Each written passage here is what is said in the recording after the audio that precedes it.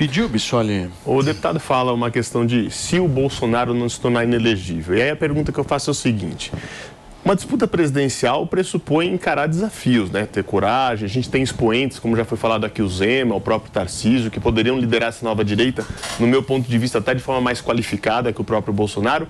E o deputado fala, se o Bolsonaro não for inelegível, disputar essa eleição. Minha pergunta é, o quanto o Bolsonaro está preparado para voltar para o Brasil e encarar possíveis arbitrariedades da justiça? O presidente Temer, por exemplo, foi preso e depois inocentado.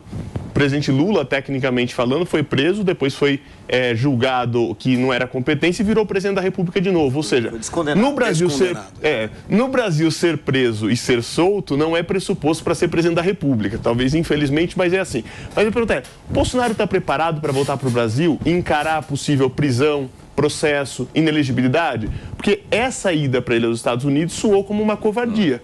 Tendo em vista que o próprio Trump está anunciando que vai ser preso essa semana e não saiu dos Estados Unidos. É uma covardia ele ter saído do Brasil? A sensação que passa para nós, deputado, é que o Bolsonaro está com medo. Essa é a sensação que ele não tem o preparo para encarar a disputa, para liderar uma oposição, inclusive assumindo o risco de ser preso, ainda que arbitrariamente, não discordo disso, mas como o presidente Temer, que depois foi solto, porque era arbitrário, o juiz afastado pelo CNJ e ele absolvido. Você desceu pro playground, tem que brincar, né, meu amor? Quem quer ser líder de um grupo, numa disputa como a gente tem dividida no Brasil, tem que estar disposto a tudo. Penso eu, inclusive, a enfrentar arbitrariedades, que depois espera-se que a justiça corrija. Óbvio, claro. Olha, eu respeito, como é próprio do nosso espectro político, as liberdades individuais de cada um. Individuais é de cada um, professora Cíntia vai me corrigir. Eu respeito as liberdades. Depois eu quero saber como é que é. Aí que geram os conflitos do casal. Menos mal, que fique só na língua portuguesa, né? Eu respeito as liberdades, então, individuais. Eu não vou fazer juízo de valor se o presidente tinha que voltar, não tinha que voltar, se ele foi covarde ou não foi. O fato é que o sistema, e aí eu sei o que você vai dizer, mas o sistema, quando é em relação ao Bolsonaro, é sempre muito mais pesado, é sempre muito mais firme, é sempre muito mais... A gente viu alguns excessos sendo cometidos e foram cometidos aqui, fazendo autocrítica, pelos três poderes. O Legislativo em alguns momentos, o presidente Bolsonaro cometeu e admitiu que cometeu alguns excessos, então, portanto, o Executivo e o Judiciário não há como se negar, acho que todos aqui concordam, que também cometeu alguns excessos.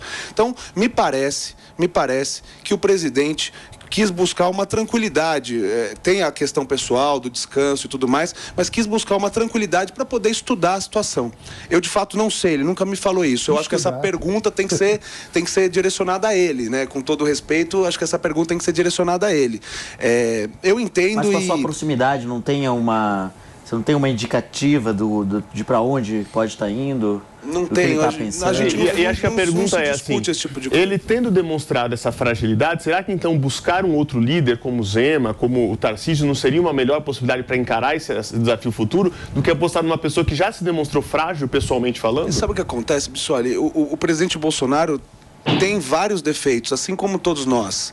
E em que pese esses defeitos, ele é a liderança. A liderança não é buscada, é conquistada, ele conquistou. Ele arrasta. Se ele voltar amanhã ou daqui a um ano, o aeroporto vai estar lotado para recebê-lo, eu te garanto. Então é uma liderança conquistada, não imposta, não construída, não buscada. Era um deputado que falava sozinho no plenário. Que era um dos poucos que não participava dos conchavos ali nas palavras do ministro Joaquim Barbosa. Ô Lucas, mas não enche o aeroporto do jeito que enchia, né? Até pelo... Não sei, meu ponto, assim, eu não consigo ver uma mobilização da sociedade da forma como era antes. Como era antes, eu estou 100% de acordo, o cara mobilizava. Agora eu sinto uma galera insatisfeita justamente decepcionada por essa espécie de covardia, né? por esse silêncio. É um silêncio que perdura desde outubro, se a gente analisar. E é uma batendo no mês de abril. E isso não significa que essa direita criada não tenha vontade de voltar ao poder e tirar o governo eleito. Beleza, não é isso. Beleza, mas talvez com outro líder. Eu gosto muito do que o Bissoli traz, justamente de ter uma outra frente também na direita. Eu acho que isso é importante, não depositar todos os ovos numa única Antônia, cesta. você pediu, meu amor? Vamos lá. Eu pedi. Gente, a gente está no mês de março. O ano mal começou, temos 4 anos pela frente. Deixa o cara ficar lá todo dia essa preocupação onde está Bolsonaro, o que ele está fazendo.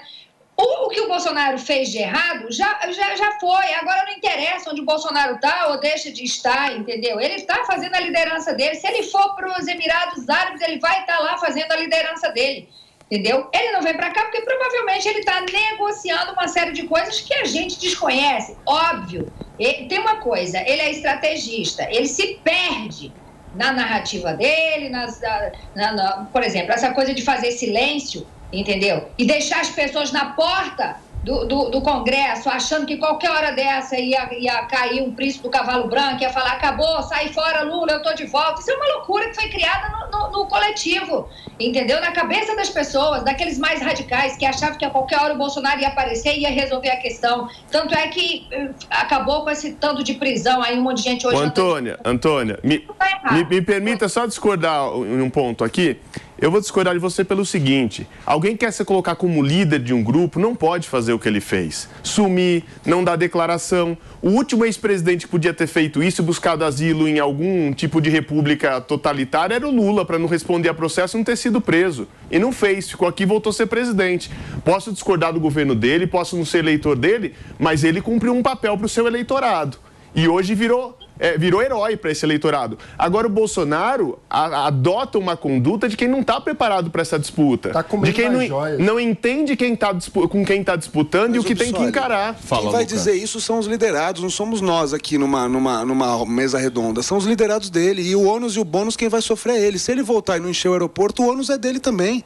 Ele é o líder. A estratégia, como a Antônia falou, muito bem colocado, ele é um estrategista. Mas a direita tem que ficar esperando a decisão dele. Eu vou ficar esperando a decisão dele. Essa é a minha pergunta. Você está disposto a isso, mas a minha pergunta é, será que a direita tem que ficar no país esperando a vontade do presidente Bolsonaro? E se daqui 3 anos e meio, faltando o prazo da convenção, ele resolver ser, todo mundo larga qualquer outro projeto de lado? Mas essa é a pergunta da Antônia. Por que está todo mundo, a esquerda toda, preocupada com essa liderança do Bolsonaro? Se ele perder a liderança, bom pro outro lado. Não é a esquerda que eu acho que ele não tem que perder a liderança. Eu acho que tem que ter uma nova frente também.